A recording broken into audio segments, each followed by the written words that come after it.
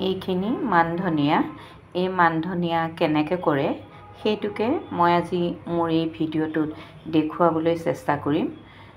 আমি সকলোৱে মানধনিয়া বজাৰৰ পৰা কিনি আনো।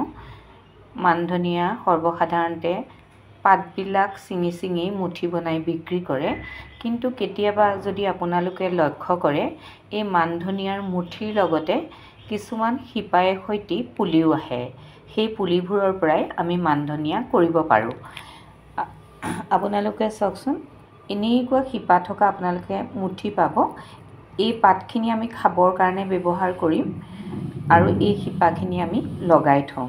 এই শিপাখিনিৰ পৰা ৰুই দিলে বৰ ধুনীয়াকৈ মানধনিয়া হয়। মই মোৰ এই মানধনিয়াখিনি কিটচেনৰ খিৰিকীখনতে